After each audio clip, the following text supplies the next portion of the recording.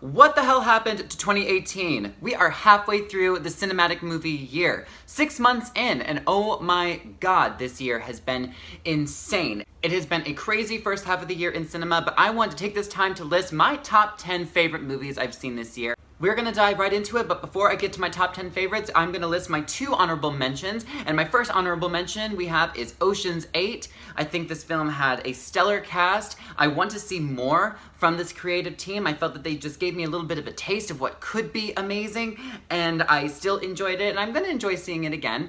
And in my second honorable mention, we have I Feel Pretty. I felt that even though this movie was a little bit slightly mismarketed, it actually was a very darling film, and I thought Amy Schumer gave a fantastic performance. It was very heartwarming, surprisingly, with a really good message. So I thought that those two were pretty solid, but didn't quite make my top 10. And without further ado, we're gonna go into my top 10 favorite films of 2018 so far. And in the number 10 spot, we have Jurassic World Fallen Kingdom. And I was shocked that I was including this movie in my top 10 because I did not like Jurassic World. I like Jurassic Park, not Jurassic World. I find that movie to be severely overrated. So I went in with very low expectations for Jurassic World Fallen Kingdom, and I was pleasantly surprised. I thought it had a stronger script. I thought the acting was so much better, and the characters were way more likable in this one than in the first one. It actually kind of got me excited for the third one. So I hope that they don't fuck it up. I hope that they took some notes from what actually worked this time around, and that's why it made my top 10 list. I greatly enjoyed it, and I was on the edge of my seat a couple different times.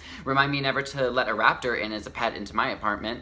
In my number 9 spot, we have Life of the Party, starring Melissa McCarthy. I thought this movie was hysterical. I was laughing almost the entire time. I thought that her chemistry with the girls and the concept of a mom going back to college while her daughter is in college was actually really fun, and I thought it worked out. It could have been silly, it could have been campy, but it wasn't. I thought that the entire film was very heartwarming, but it was just so fucking funny. I loved the creative choices they took, and it was a pleasant surprise. I didn't have a whole lot of expectations for this film, but I actually was pleasantly surprised, and I argue that it's probably the best film that she and her husband have produced, and because I'm not really a fan of their comedy work that they've released today, but I feel like this is definitely the best one they have done. In my number 8 spot, we have Annihilation, and boy, this movie was a mind fuck, but in a good way. Oh my god. Natalie Portman gives a great performance like she usually does, but this movie was so fucking crazy, especially in that final act. It took me a minute to process what the hell was happening, because it's quite a mind fuck. It's a trip, but the visuals were great. The concept was very, very clever, twisty, weird. Oh my god, this movie was very, very well done. Visually stunning, and an alien movie that I've never seen done this way before, ever. In my number 7 spot, we have Avengers Infinity War. I know, number 7, what the hell could be above it? Calm the fuck down. I actually really liked Infinity War. I haven't been a Disney Marvel fan really until lately. The latter films have kind of sucked me in a little bit with Guardians of the Galaxy and Thor Ragnarok. I don't think they're groundbreaking films in general. I didn't think the first 2 Avengers movies were really that great, but Infinity War definitely had way more pros and cons. I really greatly enjoyed, I want to say, 2/3 of or 3/4 of the character groups. Like I said, I feel like they do group a lot of characters in different storylines, and I really, really enjoyed 3/4 of it. So that's like 75% of the movie. It was huge, it was big, it was epic. Effects, action, emotions, jaw-dropping moments. It was funny. I really, really enjoyed Infinity War. I feel like it's definitely way, like 5 steps up from the previous 2 Avengers and a couple steps up from Marvel in general. In my number 6 spot, we have Blockers, and talk about a movie that I really had no expectations for other than it's something to do on a Friday night and it looks funny. I was laughing my ass off the entire time. This movie does not let up. This is definitely a great movie to watch with some friends. Maybe have a cocktail or 2. Not that you need it. It's fucking funny without it, because I was sober as a clam.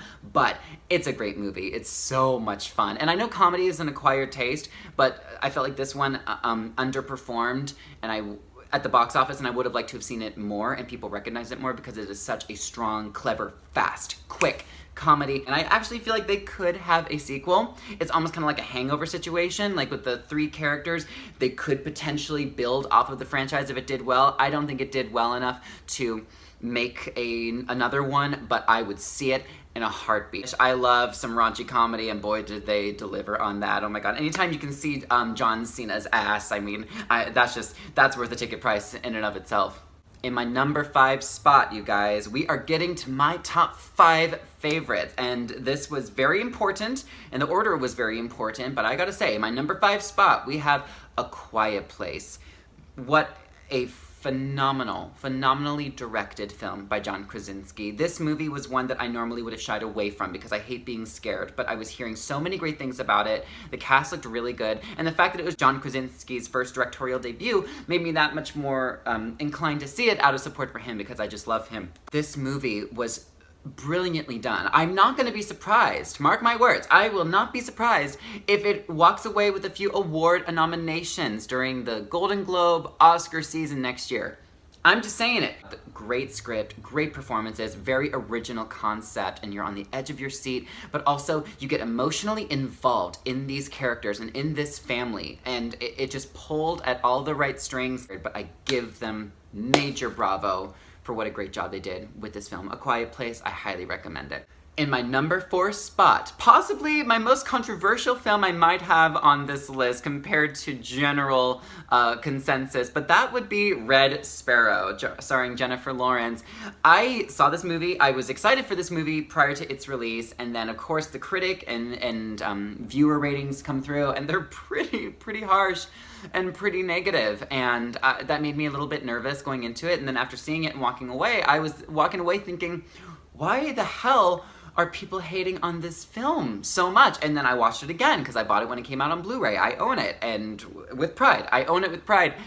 And it still holds up. It's still a really good film. It kind of reminds me a little bit of the similar films of like Girl with the Dragon Tattoo in a way. It has a very similar quiet mystery element to it. But Jennifer Lawrence, does an amazing job. I mean, I love her to death already. I'm a big J-Law fan, but she does not disappoint. This is definitely her film, and I thought this film was very clever. It kind of reminded me of a quiet spy thriller. Not a whole lot of action, but a lot of intrigue, and a lot of really great acting from her. Her character, you really buy into it. At least I bought into it. I really enjoyed it. There's twists that you don't see coming. I thought that the story was clever. Haters gonna hate though? It's on my top 10 list, and I have no shame. I liked it. All right, you guys, on to my top 3. Wow, and did they battle it out? But my number 3 favorite film this year so far is Incredibles 2. What a fun fucking film. We've been waiting for so many years for this film, and we finally got it, and they delivered on it for about 90% of it. There's only a little bit with the villain that I wasn't too keen on after watching it, but overall, oh my god, I love the family, I love the action. Man, did they step up their game with the action set pieces in this film. The animation is breathtaking, and it's so pristine, especially when you look back on the original film and now the second one, and how much animation has grown in technology. It is so fucking amazing. But Incredibles 2 completely delivered. I really want a third one because I feel like it's made in a way, after seeing this one, to be set up like a trilogy. And this was almost kind of like a segue into a greater third one, which is interesting because that's how I also felt about Jurassic World too. I thought that this second one felt more like a setup film for a third one. A good setup film, but a setup film nonetheless. And so for that reason, I need Incredibles 3 in less than 14 fucking years. And in my number 2 spot, Solo, a Star Wars story. This film I've seen twice now in theaters. I almost saw it a third time. I'm not opposed to seeing it a third time, and oh my god, I enjoyed the hell out of this film. I know that people are saying, we didn't ask for a Han Solo movie, or we're boycotting this because Last Jedi was 50% trash. Well, I mean, you're not necessarily wrong, you're entitled to your opinion, but a Star Wars movie is a Star Wars movie, and for that reason alone, I was gonna go check out this movie. I did love the cast behind it, besides Alden Ehrenreich prior to seeing him, but then once I saw him in the role of Han Solo, I thought he did a great job. I thought he actually stole the movie. I've seen it twice. It's a heist film. Yes, it's not as big as Empire Strikes Back, or Force Awakens, or it's not as, detrimental to the continuity of the overall Star Wars universe like Rogue One was. No, it's a smaller heist film with some great new characters introduced, and it moved very quickly, great pacing, great action, great comedy, great character moments for both Han Solo and Chewbacca.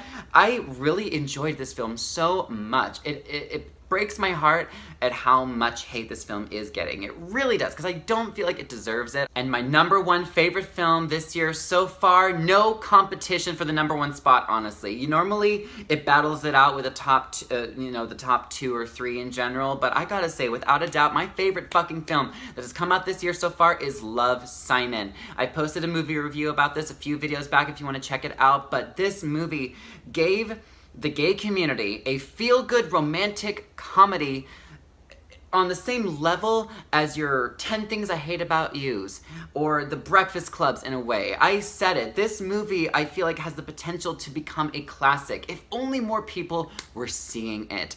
Love, Simon is such an inspirational, happy, feel-good breath of fresh air in this Hollywood industry, and especially in the gay community, because gay films tend to be incredibly dark and depressing, and we get it. Times are hard, but sometimes we want to feel happy. We want to have our spirits lifted. Half the time we go to see these movies is to escape the reality of what we're facing. And I'm not saying that it's bad to showcase the hard journeys that people go through, but Love, Simon gives us a love story. It's just a love story. And it is a movie for everybody. Everybody can enjoy this movie. It's not just a movie for the gays. The audience was clapping at the end of this movie. We need more movies like that where you are cheering with excitement out of what happens. I love that the audience got involved and you just got so invested in this film. It's such a gem. It is such a gem. I can't talk up Love, Simon enough. I highly recommend you all see it, and that's why it has rightfully earned its spot as my number one favorite movie I've seen so far this year of 2018. I hope you enjoyed this video. Did any of your favorites make my list? Were any of your favorites listed lower than you anticipated? I'd be curious to hear your thoughts. What were some of your favorite movies of 2018? Thank you all for watching, and until next time, I'm Ryan Bamey signing off. Bye, everyone.